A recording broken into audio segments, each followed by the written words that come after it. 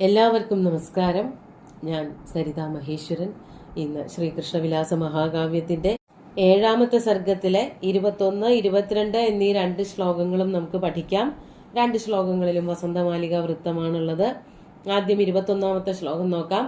വസന്തൻ വന്നു ചേർന്നു എന്നാണല്ലോ പറയണത്. ബാക്കി എന്തൊക്കെയാണ് ഉണ്ടായത് എന്നുള്ളത് കാണാം. തമുപാഗതമച്യുതായ തസ്മൈ കുസുമോപായനധാരിണം വസന്തം വചസേവ കളേന കൂജിതേന പ്രതിഹാരായിവ കോകിലാശംസു. ആദ്യം പദച്ഛേദം പറയാം. തം ഉപാഗതം അച്യുതായ തസ്മൈ കുസുമോപായനധാരിണം വസന്തം വചസ ഇവ കളേന കൂജിതേന പ്രതിഹാരാ ഇവ കോകിലാ ശശംസു. ഇതിന്റെ അന്വയം ഇങ്ങനെയാ വരുന്നത്. തസ്മൈ അച്യുതായ കോകിലാ ശശംസു. തസ്മൈ അച്യുതായ, ആ അച്യുതനോട് അല്ലെങ്കിൽ അച്യുതനായിക്കൊണ്ട്, കോകിലാ ശശംസു, കോകിലങ്ങൾ ഇപ്രകാരം പ്രശംസിച്ചു പറഞ്ഞു, ഇപ്രകാരം അറിയിച്ചു. ആരെ പറ്റി പറഞ്ഞു? അതാണ് അടുത്തതായിട്ട് പറയണത്. കുസുമോപായനധാരിണം ഉപാഗതം തം വസന്തം. കുസുമോപായനധാരിണം, ശ്രീകൃഷ്ണന് വേണ്ടിയിട്ട് അല്ലെങ്കിൽ കാമദേവന് വേണ്ടിയിട്ടാണല്ലോ പൂക്കളൊക്കെ കൊണ്ടുവന്നിരിക്കുന്നത്. അപ്പൊ ഭഗവാന്റെ മുമ്പിലാണ് അത് മുഴുവനും സമർപ്പിക്കുന്നത്. അപ്പോ ആ സമർപ്പിക്കുന്നതിനെയാണ് ഉപായനം എന്ന് പറയുക. കാഴ്ചയ്ക്ക് വേണ്ടി സമർപ്പിക്കുക. കാഴ്ച, അതായത് ഭഗവാന്റെ തിരുമുൽക്കാഴ്ചയായിട്ട്. അതാണ് ഉപായനം എന്ന് പറഞ്ഞ വാക്കിന് ശരിക്കുള്ള ഒരു തർജ്ജമ. ഭഗവാനുള്ള തിരുമുൽക്കാഴ്ചയായിട്ട് കുസുമോപായനധാരിണം, പൂക്കളും കൊണ്ടുവരുന്നതായ, പൂക്കൾ കൊണ്ടുവന്നവനായ തം വസന്തം, ഉപാഗതം തം വസന്തം, അവിടേക്ക് വൃന്ദാവനത്തിലേക്ക് അല്ലെങ്കിൽ ഗോകുലത്തിലേക്ക് വന്നവനായ ആ വസന്തനെ പരിചയപ്പെടുത്തി കൊടുക്കുകയാണ്.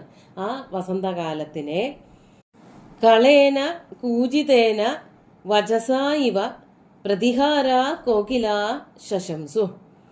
കളേന കൂജിതേന, കളമധുരമായിട്ടുള്ള കൂജനങ്ങളെ കൊണ്ട്, കുയിലുകളുടെ വാക്കുകളായി തീർന്നു. കുയിലുകൾക്ക് വർത്തമാനം പറയാൻ പറ്റില്ലല്ലോ. അവരുടെ സംസാരം എന്ന് പറയുന്നത് ഈ കൂവലുകളാണ്. കുയിലിന്റെ കളനാദം, നല്ല മണിമണി പോലെയുള്ളതായിട്ടുള്ള ഒച്ച, കേൾക്കാൻ ഇമ്പമുള്ളതായ പക്ഷികളുടെ കളകൂജനങ്ങള്. ആ കളകൂജനങ്ങളാകുന്ന വചസ ഇവ, വാക്കുകൾ കൊണ്ടെന്ന പോലെ.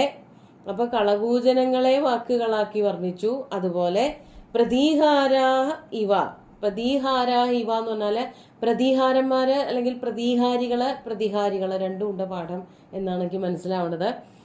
പ്രതിഹാരി എന്നൊക്കെ പറഞ്ഞാൽ അവരുടെ അനുമതി ഇല്ലാതെ രാജാവിനെ കാണാൻ പോകാൻ പറ്റില്ല.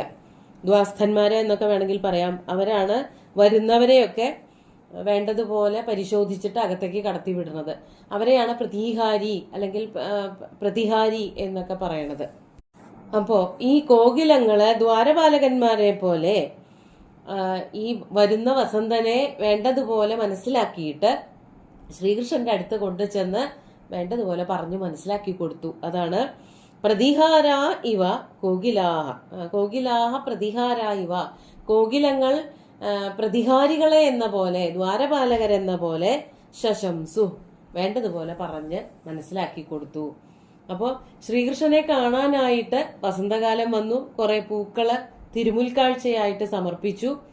അപ്പോ ആ സമയത്ത് അവിടെ ഭഗവാന്റെ ആ ഒരു പ്രേമ സാമ്രാജ്യമെന്നോ കാമസാമ്രാജ്യം എന്നൊക്കെ പറയാം, ആ ഒരു സാമ്രാജ്യത്തിലെ രാജാവായിട്ട് ശ്രീകൃഷ്ണൻ വിരാജിക്കുന്നു.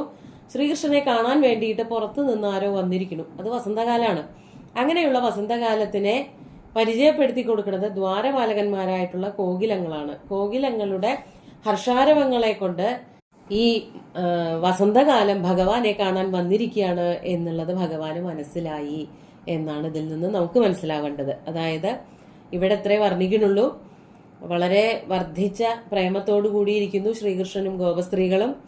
അവരെ ഒന്നുകൂടി പീഡിപ്പിക്കാൻ വേണ്ടിയിട്ട്, അതായത് വേദനിപ്പിക്കുക എന്നുള്ള അർത്ഥത്തിലാണ്, കാമപീഡ കൊണ്ട് ഒന്നുകൂടി വേദനിപ്പിക്കാൻ വേണ്ടിയിട്ട് അതാ വസന്തകാലത്തിന്റെ വരവായി. അപ്പോ ഇവിടെ വർണ്ണിക്കുന്നത് ഇതാണ്. വസന്തൻ വന്നു എന്നുള്ളത് ഈ പക്ഷികളുടെ കളകൂജനങ്ങളിൽ നിന്ന് ശ്രീകൃഷ്ണന് മനസ്സിലായി. പക്ഷെ ഇവിടെ നല്ല ഭംഗിയായിട്ടുള്ള ഉത്പ്രേക്ഷാലങ്കാരത്തിന്റെ പ്രയോഗം നടത്തിയിട്ടുണ്ട്. വാക്കുകൾ എന്ന് പറഞ്ഞാൽ പക്ഷികൾക്ക് വാക്കുകളില്ല, അവരുടെ കളകൂജനങ്ങളേ ഉള്ളൂ.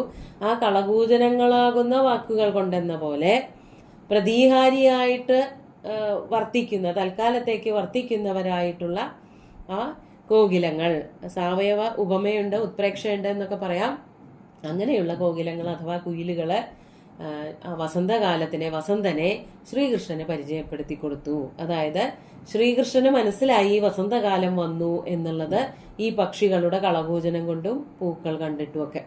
അപ്പൊ കുസുമങ്ങളാകുന്ന ഉപായനങ്ങൾ, അതായത് തിരുമുൽക്കാഴ്ചയും കൊണ്ടൊക്കെയാണല്ലോ വന്നേക്കണത്. ചുറ്റുപാടും വൃന്ദാവനത്തില് നിറയെ പൂക്കൾ വന്നു, തളിരുകൾ വന്നു. അതുപോലെ തന്നെ പക്ഷികളുടെ കളകൂജനങ്ങളൊക്കെ കേൾക്കാനുണ്ട്. കൃഷ്ണന് മനസ്സിലായി സുന്ദരമായിട്ടുള്ള വസന്തകാലം അടുത്തെത്തി എന്നുള്ളത്. നമുക്ക് അടുത്ത ശ്ലോകം കൂടി നോക്കാം.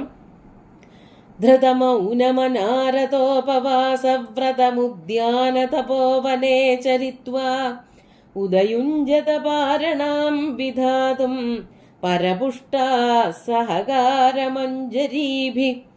ആദ്യം പദച്ഛേദം പറയാം.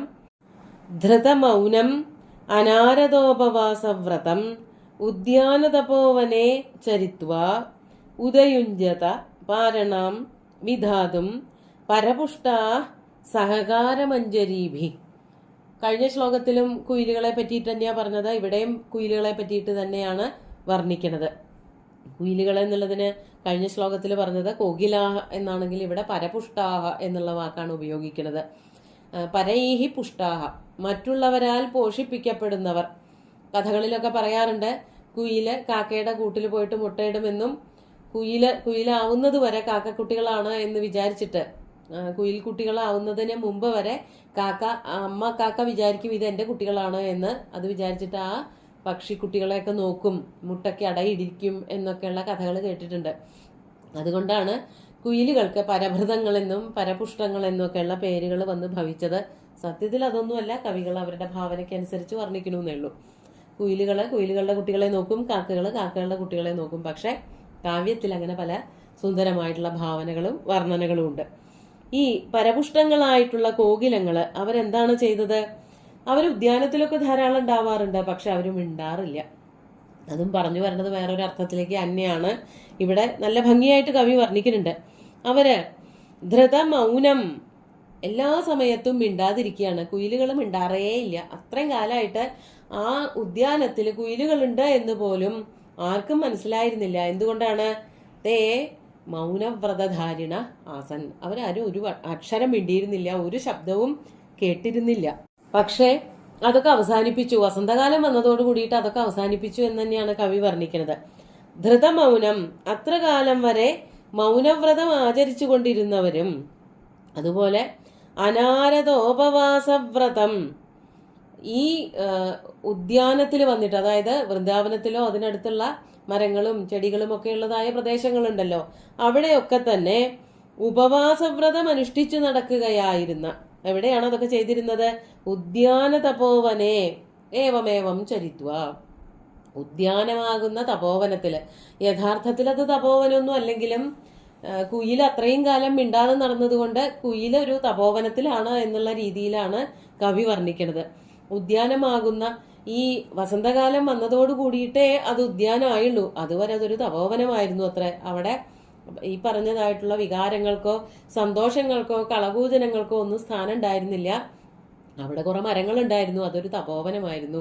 അങ്ങനെയുള്ള ആ ഉദ്യാനമാകുന്ന തപോവനത്തിൽ അവിടെ രൂപകാലങ്കാരം, അവിടെ അത് ഇപ്പൊ തൽക്കാലത്തേക്ക് വസന്തകാലം വന്നതോടു കൂടിയിട്ട് അതിന്റെ സ്വഭാവവും മട്ടും ഒക്കെ മാറി.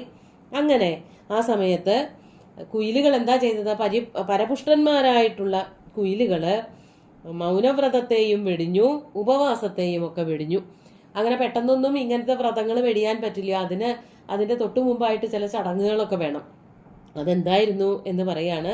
പാരണ, ഈ വ്രതം അവസാനിപ്പിക്കുമ്പോൾ അത് നിർത്താൻ വേണ്ടിയിട്ട് ഒരു പാരണ കഴിക്കണ ഒരു ചടങ്ങുണ്ട്. ചെറിയ എന്തെങ്കിലും ഒരു വെള്ളത്തിന്റെ അംശം അകത്തേക്ക് ചെന്നാലേ വ്രതം അവസാനിപ്പിക്കാൻ പറ്റുള്ളൂ. അപ്പോൾ ചെറിയ തീർത്ഥങ്ങൾ എന്തെങ്കിലും അകത്തേക്ക് സേവിക്കുക പതിവുണ്ട്. അതുപോലെ അല്ലെങ്കിൽ വളരെ ലൈറ്റായിട്ടുള്ള വളരെ ലളിതമായിട്ടുള്ള ചെറിയ ഭക്ഷണങ്ങളെ ആദ്യം കഴിക്കാൻ പാടുള്ളൂ. അതിനുശേഷമേ കടുപ്പത്തിലുള്ള ഭക്ഷണങ്ങളൊക്കെ കഴിക്കാൻ പറ്റുള്ളൂ. അപ്പൊ കുയിലുകൾ എന്താ ചെയ്തത്? പാരണ തീർക്കുക, പാരണ ചെയ്യുക എന്ന് പറയും, വ്രതം തീർക്കുക, ആ നോൽമ്പ് അവസാനിപ്പിക്കുക. അതിനു വേണ്ടിയിട്ട് ഈ പരപുഷ്ടങ്ങൾ എന്താണ് ചെയ്തത് എന്നാണെങ്കിൽ, സഹകാരമഞ്ജരീഭി പാരണാം വിധാതും ഉദയുഞ്ജത. എന്തുകൊണ്ടാണ് പാരണയെ ചെയ്തു തീർക്കാൻ വേണ്ടി പുറപ്പെട്ടത്? സഹകാരമഞ്ജരികളെ കൊണ്ട്. സഹകാരം തേന്മാവ്, നേരത്തെ പറഞ്ഞ ചൂതം തന്നെ, തേന്മാവിന്റെ പൂക്കള്, ആ പൂക്കളിലുള്ള തേൻ നുകർന്നുകൊണ്ട്, വളരെ ചെറിയൊരു അംശം ഉണ്ടാവുള്ളൂ, വളരെ കനം കുറഞ്ഞ തെളിഞ്ഞ തേൻ ആവുമായിരിക്കണം ഈ മാമ്പൂവിലെ തേൻ. ആ തേൻ നുകർന്നുകൊണ്ട്, അതാണ് സഹകാരമഞ്ജരീഭി പാരണാം വിധാതും, പാരണ ചെയ്തു തീർക്കുവാൻ ഈ കുയിലുകൾ പുറപ്പെട്ടു. ഉദയുഞ്ജത, അവരെല്ലാവരും അവിടെ കൂടി എന്നർത്ഥം, ആരംഭിച്ചു എന്നർത്ഥം. അതായത് അതുവരെ ആ ഉദ്യാനത്തില് അല്ലെങ്കിൽ ഈ വൃന്ദാവനത്തില് അങ്ങോട്ടും ഇങ്ങോട്ടും പറന്ന് നടക്കുകയായിരുന്ന ഈ പക്ഷികള്, പ്രത്യേകിച്ച് കുയിലുകള്, ഒന്നും മിണ്ടിയിരുന്നില്ല. അവര് ഉപവാസത്തിലായിരുന്നു. മൗനവ്രതവുമാണ്, ഭക്ഷണവും കഴിക്കില്ല. അത് രണ്ടും വ്രതങ്ങളാണ്. ആ വ്രതങ്ങൾ രണ്ടും അവസാനിപ്പിക്കുകയാണ് എന്നുള്ളത് കാണിക്കാൻ വേണ്ടിയിട്ട് സഹകാരത്തിന്റെ പൂങ്കുലകൾ, അതിലുള്ള തേൻ ഒക്കെ കഴിക്കാനും കുടിക്കാനും ഒക്കെ ആരംഭിച്ചു എന്നാണ് കവി പറയണത്. യഥാർത്ഥത്തിൽ അവര് മൗനവ്രതത്തിലായിരുന്നു, ഉപവാസത്തിലായിരുന്നു എന്നൊക്കെ പറയണത് എന്തുകൊണ്ടാണെന്നുണ്ടെങ്കിൽ, പക്ഷികൾക്ക് അങ്ങനെ വ്രതമൊന്നുമില്ല. പക്ഷെ വസന്തകാലം വരുമ്പോൾ, വസന്തകാലേ സംപ്രാപ്തേ ഗപ്പിക കപ്പിക എന്ന് പഴയൊരു സുഭാഷിതമുണ്ട്. അതുവരെ കാലങ്ങളില് കാക്കയും കുയിലിനെയും തിരിച്ചറിയാൻ പറ്റില്ല. പക്ഷെ വസന്തകാലം വന്നാല് കാക്ക കാക്കയും കുയില് കുയിലുമായിട്ട് നമുക്ക് മനസ്സിലാക്കാൻ പറ്റും അവയുടെ കളകൂജനങ്ങളെ കൊണ്ട്. അതുപോലെ ഇവിടെ വസന്തകാലം വന്നപ്പോഴേക്കും, വൃന്ദാവനത്തിലാകെ വസന്തത്തിന്റെ ഉത്സവം മുഴുവനും വന്നു ചേർന്നപ്പോഴേക്കും പക്ഷികളാകെ, പ്രത്യേകിച്ച് ഈ കുയിലുകളൊക്കെ ഒച്ചയും ബഹളമൊക്കെ ഉണ്ടാക്കാൻ തുടങ്ങി. അവയുടെ മൗനവ്രതം അവസാനിച്ചു. പ്രത്യേകിച്ച് അവർക്ക് നല്ല നല്ല ഭക്ഷണങ്ങൾ കിട്ടാൻ തുടങ്ങി. അതുവരെ ചെറിയ പ്രാണികളോ അല്ലെങ്കിൽ ചെറിയ തളിര് ഇലകളൊക്കെ തിന്ന് നടന്നിരുന്ന ഈ പക്ഷികൾ ഇപ്പോൾ തേന്മാവിന്റെ തളിരുകളും തേനും ഒക്കെ ഉണ്ണാൻ തുടങ്ങി. വസന്തം വന്നു എന്നുള്ളതിന്റെ മറ്റൊരു വർണ്ണന. അത് വസന്തം വന്നു എന്ന് വാച്യമായിട്ട് പറയണില്ല, അതിനെ വളരെ വ്യംഗ്യമായിട്ട് ഈ പക്ഷികളുടെ സ്വഭാവോക്തിയൊക്കെ പറഞ്ഞുകൊണ്ട്, അവരുടെ ചേഷ്ടകളും വ്യാപാരങ്ങളും ഒക്കെ വർണ്ണിച്ചുകൊണ്ട് കവി ചെയ്യാണ്. അതാണ് ചെയ്തിരിക്കുന്നത്. സുന്ദരമായിട്ടുള്ള 2 ശ്ലോകങ്ങളും നമുക്കൊന്നുകൂടി ചൊല്ലി നോക്കാം. തമുപാഗതമച്യുതായ തസ്മൈ കുസുമോപായനധാരിണം വസന്തം വചസേവകളേന കൂജിതേന പ്രതിഹാരായിവ കോകിലാശംസു ധൃതമൗനമനാരതോപവാസവ്രതമുദ്യാനതപോവനേ ചരിത്വാ ഉദയുഞ്ജത പാരണാം വിധാതും പരപുഷ്ടാ സഹകാരമഞ്ജരീഭി. വസന്തത്തിന്റെ പീലി നിവർത്തിയ ആടലാണ് ഓരോ ശ്ലോകങ്ങളും. സുന്ദരമായിട്ടുള്ള 2 ശ്ലോകങ്ങളും ഭഗവാന്റെ മുമ്പിൽ സമർപ്പിച്ചുകൊണ്ട്, ഗുരുവായൂരപ്പനെ സാഷ്ടാംഗം നമസ്കരിച്ചുകൊണ്ട് എല്ലാവർക്കും ശുഭദിനം നേർന്നു നിർത്തട്ടെ. നന്ദി.